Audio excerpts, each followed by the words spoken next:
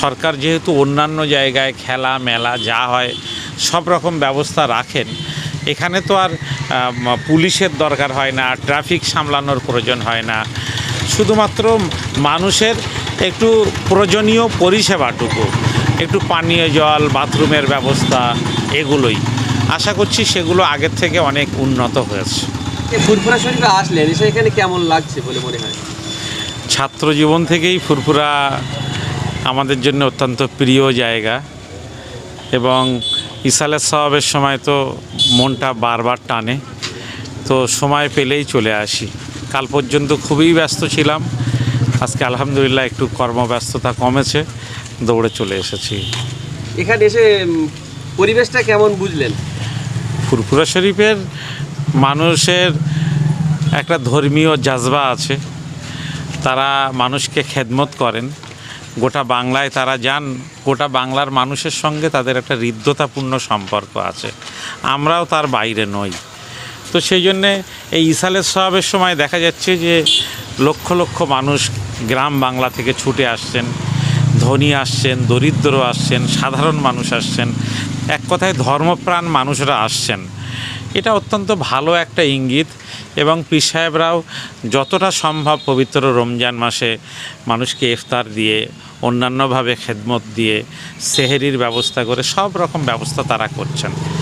আলহামদুলিল্লাহ, এতেই আমরা খুশি, এতেই তো আমাদের ভিতরে হৃদ্যতা, সম্পর্ক এটা আরও গাঢ় হবে আশা করছি। সরকারি পরিষেবা এর আগে তো আপনি এসেছেন, এখন এসে কতটা কি বুঝছেন?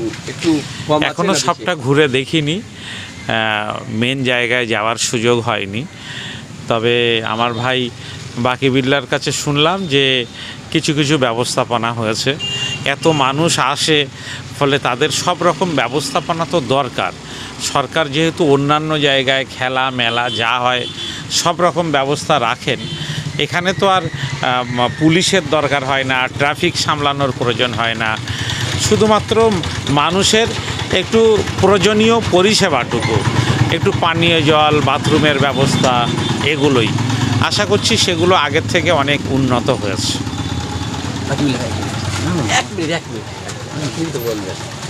আজকে জামান সাহেব আপনার সাথে দেখছি মানে ঘুরছে, কোথায় কোথায় নিয়ে যাবেন বলে আশা করেছেন?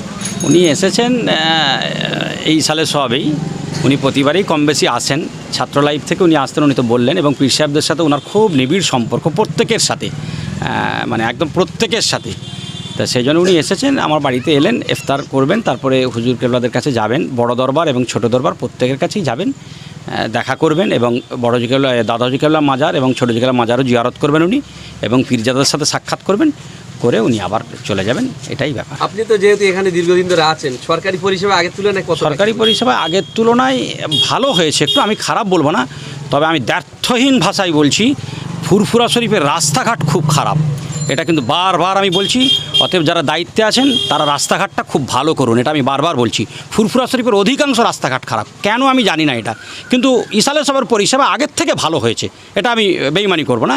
তো রাস্তাঘাটটার দিকে নজর দিন, আমরা বহু জায়গায় বলেছি যে রাস্তাঘাটগুলো কেন খারাপ, অনেকেই বলেছে হবে, কিন্তু কেন এখনও হয়নি জানি না, এই রাস্তাঘাটটা খারাপ। বাকি ইসালে সবার পরিষেবা গভর্নমেন্ট যথেষ্ট দিয়েছে, যেটা দিয়েছে আরও যদি কিছু দিতে হয়, এলাকার সুবুদ্ধি সম্পন্ন মানুষের সাথে পীর সাহেব পীরজাদাদের সাথে যেরকম পরামর্শ করেছে, আমি মনে করি তার সাথে সাথে এলাকার যারা শুভবুদ্ধি সম্পন্ন মানুষ আছে তাদের সাথেও পরামর্শ করে আরও কি দিলে সুবিধা হয় সেটারও প্রয়োজন কিন্তু পাশাপাশি আছে। দেখা যায় সামান্য ছোটোখাটো নেতারা যখন একটা জায়গায় ঢোকে, রাস্তা সারাইয়ের জন্য উঠে পড়ে লাগে, আর এখানে একটা 3 দিন এত লক্ষ লক্ষ মানুষের সমাগম, রাস্তা সারাই করেছে, ডান দিকে বাম দিকে পিচ রাস্তাগুলো সারাই করেছে, কিন্তু ভিতরে যে ঢালাই রাস্তাগুলো খুবই খারাপ, এটা কিন্তু হওয়া উচিত ছিল।